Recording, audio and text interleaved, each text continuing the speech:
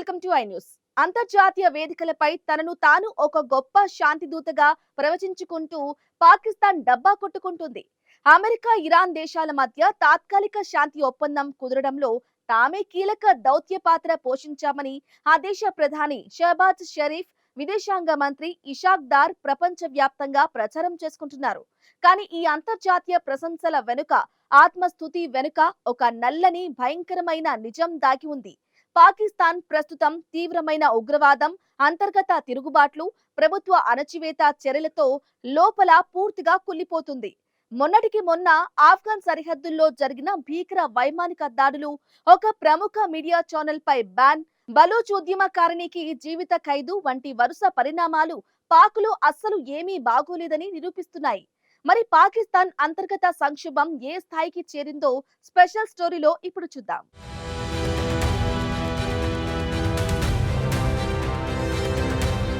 అంతర్జాతీయంగా తన ఇమేజ్ను మార్చుకోవడానికి పాకిస్తాన్ పడరాని పాట్లు పడుతుంది. మిడిల్ ఈస్ట్లో కుదిరిన శాంతి ఒప్పందాన్ని, క్రెడిట్ను లాక్కుంటూ ఒకప్పుడు దౌత్యపరంగా ఒంటరైన తాము ఇప్పుడు ప్రపంచవ్యాప్తంగా చర్చనీయాంశం అయ్యామని ఇస్లామాబాద్ పాలకులు సంబరపడుతున్నారు. కానీ క్షేత్రస్థాయిలో వాస్తవాలు వేరేలా ఉన్నాయి. గత ఆదివారం ఆఫ్ఘనిస్తాన్ సరిహద్దు వెంబడి ఉన్న ప్రావిన్సులపై పాకిస్తాన్ సైన్యం ఒక్కసారిగా వినాశకర వైమానిక దాడులకు, భూతల ఆపరేషన్లకు దిగింది. కరాచీలో 3 భద్రతా సిబ్బందిని పట్టున పెట్టుకున్న ఉగ్రవాద దాడికి ప్రతీకారంగానే తాము జమాత్ ఉల్ అహ్రార్, పిత్నా ఆల్ క్వారీజ్ స్థావరాలపై ఈ దాడులు చేశామని, ఇందులో 25 మంది ఉగ్రవాదులు హతమయ్యారని పాక్ సమాచార మంత్రి అతావుల్లా తరార్ ప్రకటించారు. అయితే ఈ ఆరోపణలను ఆఫ్ఘనిస్తాన్ తాలిబాన్ ప్రభుత్వం తీవ్రంగా ఖండించింది. పాక్ సైన్యం ఉగ్రవాదులను కాదని, అమాయక పౌరులను లక్ష్యంగా చేసుకుని ఈ పిరికి పంద చర్యకు పాల్పడిందని కాబుల్ ప్రతినిధి జబీహుల్లా ముజాహిద్ మండిపడ్డారు. ఈ సరిహద్దు దాడులు ఇరు దేశాల మధ్య ఉన్న ఉద్రిక్తతలను మరింత పెంచడమే కాకుండా సరిహద్దు దాటి వస్తున్న తిరుగుబాటును అణచడంలో పాక్ ఎంతగా విఫలమవుతుందో స్పష్టం చేస్తుంది. పైగా ఈ వైఫల్యాలను కప్పిపుచ్చుకోవడానికి ఇస్లామాబాద్ ఎప్పటిలాగే భారత్పై నెపం నెట్టే ప్రయత్నం చేయగా న్యూఢిల్లీ ఆ ఆరోపణలను తీవ్రంగా తిప్పికొట్టింది. పాకిస్తాన్ను కేవలం ఉగ్రవాదమే కాదు, తీవ్రమైన మతపరమైన ఉన్మాదం, ప్రభుత్వ అణిచివేత కూడా వేధిస్తున్నాయి. ఇటీవల పవిత్ర మొహరం మాసంలో ప్రసారమైన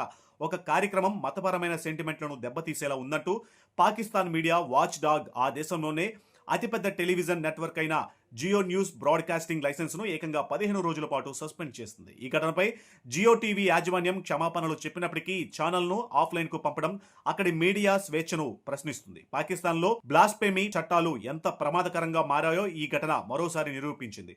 అంతర్జాతీయ మానవ హక్కుల సంస్థ అమ్నెస్టీ ఇంటర్నేషనల్ సైతం ఈ చట్టాల దుర్వినియోగాన్ని తప్పుపట్టింది. వ్యక్తిగత కక్షలు తీర్చుకోవడానికి, రాజకీయ ప్రయోజనాల కోసం మైనారిటీలను భయభ్రాంతులకు గురి చేయడానికే పాక్ ప్రభుత్వం ఈ కఠిన చట్టాలను ఒక ఆయుధంగా వాడుకుంటుందని ఆందోళన వ్యక్తం చేసింది.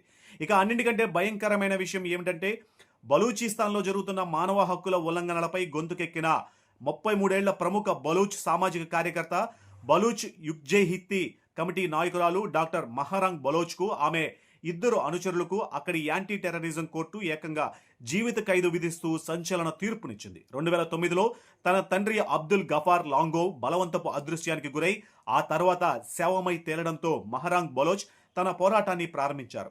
బలూచిస్తాన్లో పాక్ సైన్యం అక్రమంగా వేలాది మంది యువకులను అపహరించి ఎన్కౌంటర్ల పేరిట చంపేస్తుందంటూ ఆమె శాంతియుతంగా భారీ ఎత్తున లాంగ్ మార్చులు నిర్వహించారు. అయితే క్వెట్టా సివిల్ హాస్పిటల్పై దాడి చేశారని, ప్రజలను హింసకు ప్రేరేపించారనే నెపంతో ఆమెను అక్రమంగా నిర్బంధించి ఇప్పుడు కోర్టు ద్వారా జీవిత ఖైదు శిక్ష వేయించారు. ఈ తీర్పుపై అంతర్జాతీయ మానవ హక్కుల సంఘాలు తీవ్ర ఆగ్రహం వ్యక్తం చేస్తున్నాయి. ప్రాథమిక హక్కుల కోసం పోరాడే ప్రజాస్వామ్యవాదులను కూడా పాకిస్తాన్ ఉగ్రవాదులతో సమానంగా చూస్తూ కక్ష సాధింపు చర్యలకు పాల్పడుతుందని human rights commission of Pakistan తీవ్రంగా విమర్శించింది. ఈ పరిణామాలన్నీ చూస్తుంటే ప్రపంచ దేశాల ముందు తాము ఒక గొప్ప మిడిల్ పవర్ దౌత్య దేశంగా ఎదుగుతున్నామని పాక్ విదేశాంగ మంత్రి ఇషాక్ దార్ చెప్తున్న మాటలకు అక్కడి వాస్తవ పరిస్థితులకు అస్సలు పొంతనలేదు.